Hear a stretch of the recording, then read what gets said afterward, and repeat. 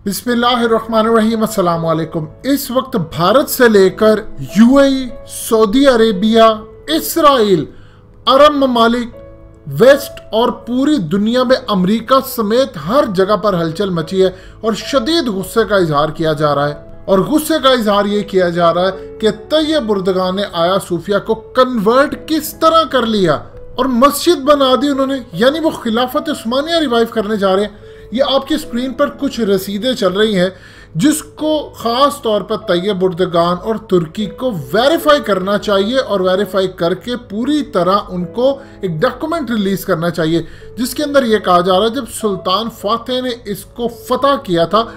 मजीद discuss करने से पहले इस वीडियो को लाइक करें, हकीकत टीवी को सब्सक्राइब करें और बेल आइकन पर जरूर क्लिक करें। तो उन्होंने इस जगह की प्रॉपर्टी की कीमत अदा की थी और कई जगह पर कहा जाता है कि पर्सनल उन्होंने कीमत अदा की, कुछ कहते हैं उन्होंने खजाने से की, जैसे भी की, लेकिन उस वक्त सिटी का जो मालिक था वो एक मुस्लिम था। लिहाजा इस तमाम सूरत हाल में एक तो आप चीज समझ लीजिए कि आपने चीज खरीदी है।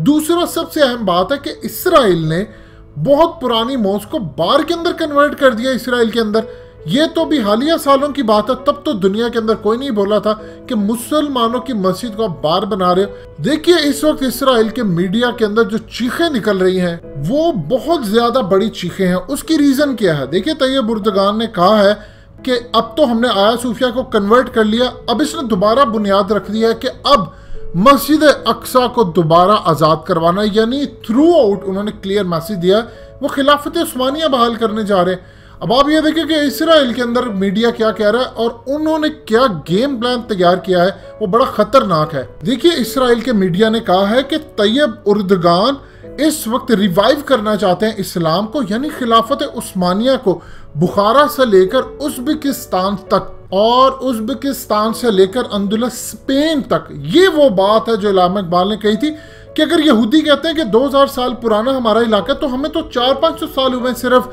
यूरोप से निकाले, स्पेन से निकाले, तो पहला हक हमारा बनता है कि यहूदियों का बनता है। फिर वो कहते हैं ये वो टर्मिनोलॉजी है जो तैयब उर्दगान बहुत बड़ा एजेंडा लेकर चल रहे हैं।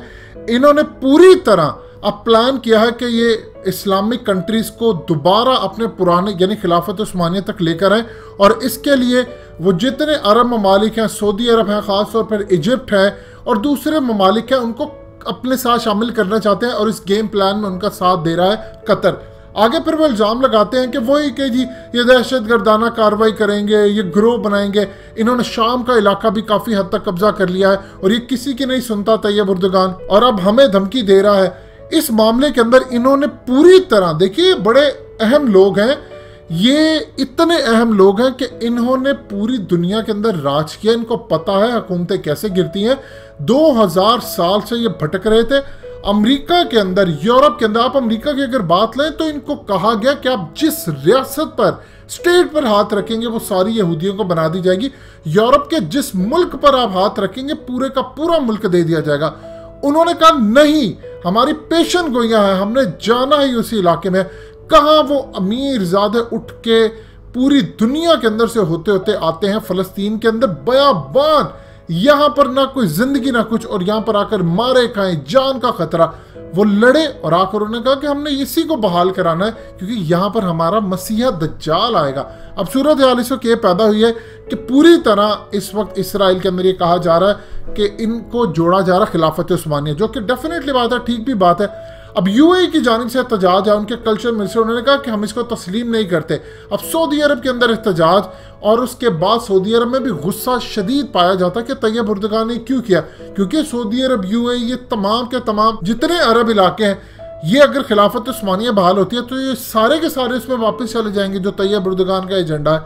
अब खेल क्या होने जा रहा है? यूनेस्को की जानिब से इन्होंने, इसराइल ने पहले एक बयान दिलवाया और उस बयान के अंदर कहा कि उन्होंने कंडेम किया।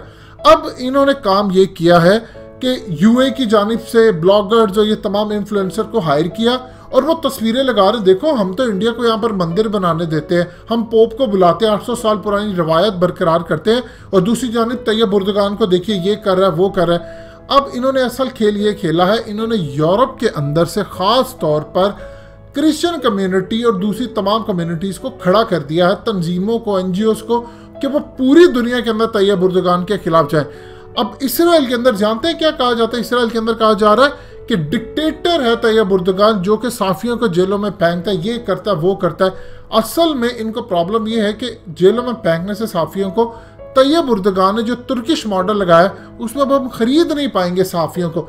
अब चाइना भी यही करता है, रूस भी यही करता है। आप अरब ममालिक के अंदर देख रहे हैं, वहां पर भी ये सूरत हाल है। इवन कि यूएई के अंदर कहा जा रहा है कि यूएई और इसराइल मिलकर अब रोके, क्योंकि यूएई और इस वक्त इसराइल एक हो चुके हैं, उनका आपस में ताल्लुक नेतन्याहू ऐलान कर चुके हैं कि अब यूएई और इसराइल एक होकर चलेंगे। तो इस तमाम सूरत हाल में यूएई ने सबसे पहले रिएक्शन दिया है। अब तैयब उर्दुगान की अगली नज़र जो है वो खिलाफत उस्मानी की बहाली है, चाहे वो उसमें लड़ाई हो।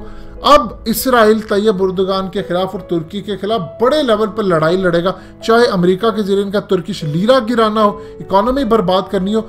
ये इतना बर्बाद इसको करेंगे कि कोशिश पूरी ये करेंगे कि किसी तरह दोबारा खिलाफत उस्मानिया बहाल ना कर दे। दोस्तों, हकीकत टीवी को सब्सक्राइब करना मत भूलिए, वीडियो को लाइक करें, शेयर करें और कमेंट सेक्शन में अपनी राय का इजहार जरूर करें।